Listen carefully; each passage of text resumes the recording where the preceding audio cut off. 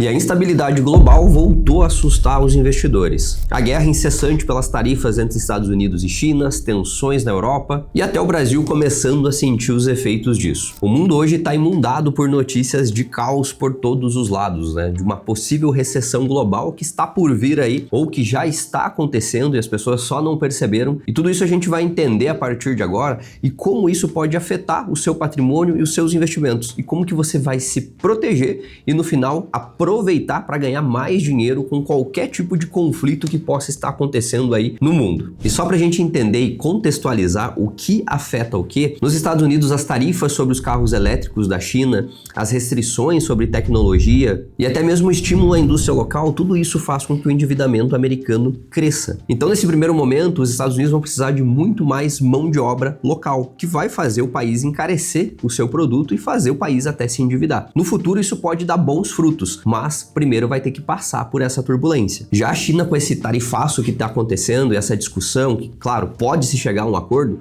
mas ela vai abrindo novos patamares de parcerias aí, vai se unindo um pouco mais à Rússia, vai fazendo novas frentes, para quê? Para que o produto dela continue sendo vendido para outros países. Se não nos Estados Unidos, com certeza ela vai achar outros mercados. Já na Europa a gente já tem as medidas aí mais protecionistas, né, que eles visam proteger o mercado interno deles, também fazendo retaliações aí a alguns tipos de tarifas que estão sendo impostos. Pegando o resultado de tudo isso, é algo que se torna meio óbvio, né? A gente vê uma desaceleração global aí da nossa cadeia produtiva. E para que a gente possa entender quais seriam esses sinais que vão deixando claro que a gente pode ter uma recessão global. Bom, as bolsas mundiais caíram entre 8 a 12% em 2025. Isso muito reflexo também, né, das tensões aí das tarifas que foram impostas a vários países. As taxas de juros que continuam elevadas nos Estados Unidos e também na Europa, esse é aquele ponto, né? Elas servem para conter a inflação, mas elas desaceleram o produto, mas elas desaceleram o crescimento do país. Isso também você já deve ter percebido aqui no Brasil, né, que a nossa taxa básica de juros rompendo os 14% aí. E claro,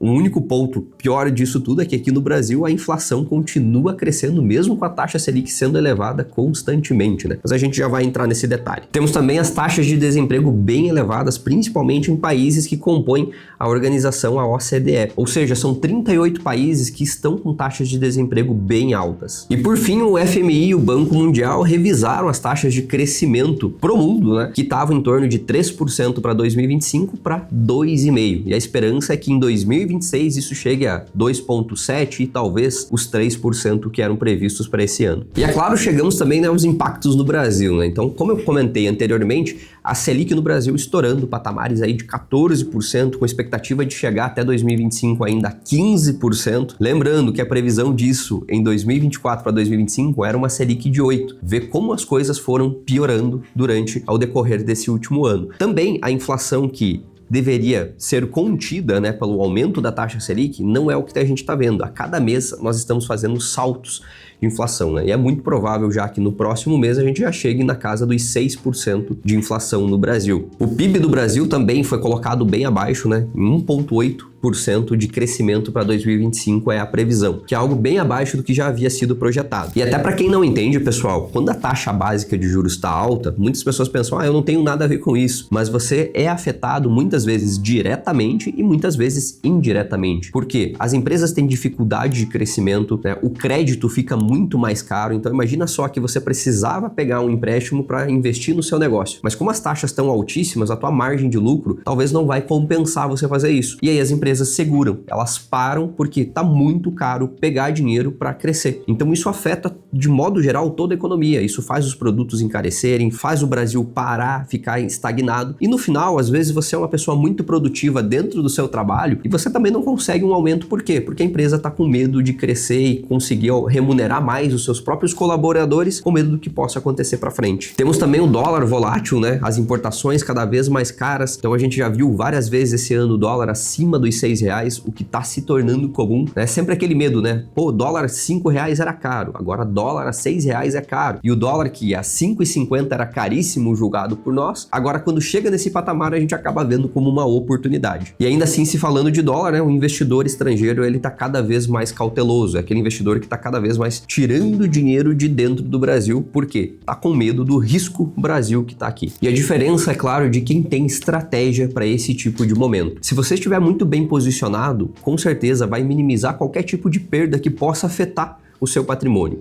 E o que vale lembrar é que são nesses momentos de caos e incerteza pelo mundo todo que as maiores oportunidades aparecem. Quem sabe aproveitar esses momentos consegue multiplicar patrimônio ao decorrer dos próximos meses e anos. Por quê? Porque nada melhor de você investir em algo quando aquilo está barato. E para as coisas ficarem barato, é somente quando o mundo, né, ou alguma bolsa ou algum país está em crise, né, ou alguma coisa está passando por uma dificuldade ou alguma incerteza. Então sempre nesses momentos você precisa avaliar o que realmente está fazendo sentido e investir com sabedoria, porque isso vai fazer com que o seu patrimônio cresça consideravelmente nesses momentos de crise. O que a gente mais vê por aí são pessoas super assustadas no sentido, meu Deus, crise, meu dinheiro vai desvalorizar. Se você tem uma boa estratégia, você sabe que sim, o seu dinheiro, o seu patrimônio pode ter uma pequena oscilação, mas se a sua estratégia for muito bem montada, você vai aproveitar muito bem esse caos e essa incerteza para multiplicar o seu patrimônio. Então, enquanto algumas pessoas estão buscando ali ser reféns da taxa básica de juros, conseguir bater ela, conseguir ficar próximo a ela, quem entende o jogo consegue fazer muito mais, 50% mais que a taxa, 30% mais que a taxa, em alguns casos, dependendo do perfil da pessoa, ela consegue até dobrar o que a taxa básica de juros está oferecendo, simplesmente por saber se posicionar certo na hora certa nos mercados. E um ponto principal disso é que muitas pessoas tentam fazer isso que eu estou comentando aqui, só que ficam muito na dependência de gerentes, assessores e não colocam seu investimento nem para render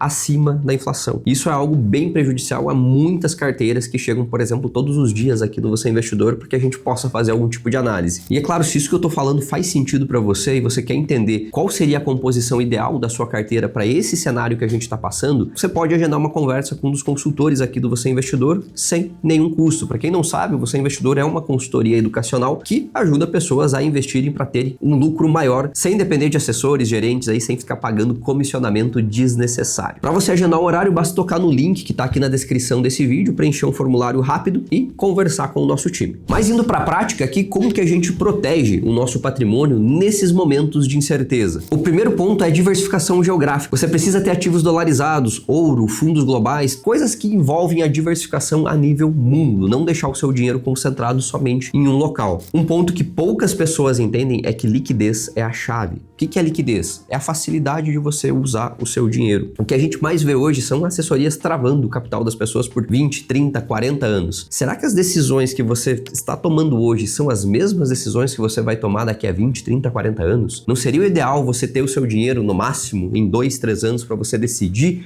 o que pudesse fazer a cada ciclo econômico? Porque as coisas mudam muito rápido e principalmente no mundo hoje tecnológico, talvez você precise desse dinheiro muito antes do tempo. E se você precisar resgatar esse valor, você vai ter grandes deságios. E ninguém gosta de um deságio, por quê? Aí você tem que aceitar aquele deságio para que no primeiro ano você recupere aquele valor e para os próximos anos você tenha uma rentabilidade melhor. Então tome muito cuidado com as escolhas dos seus investimentos dessa etapa. Com taxas altas também, a renda fixa ela fica muito atrativa. Mas mesmo assim, como eu falei, tome cuidado com os prazos. Você não precisa de prazos extremamente longos para ter uma boa rentabilidade. Hoje, ótimos investimentos você encontra dentro da renda fixa por no máximo 3, 4 anos, quem sabe estourando 5 anos, mas nunca um investimento de 10, 15, 20, 30 anos vai render mais do que um investimento de 3 ou 4 ou talvez 5 anos. Então não caia nessa ladainha que quanto maior o prazo, maior a rentabilidade, tá? Isso muda sim, mas só nos primeiros anos, só nos primeiros 2 a 3, no máximo 4 anos, como eu citei aqui. Então tome muito cuidado aí com as debentures, né, para 2040, CRIs para 2050, tome muito cuidado com esse tipo de aplicação financeira. E é claro, em hipótese nenhuma, entre em COIs, né? Pessoal,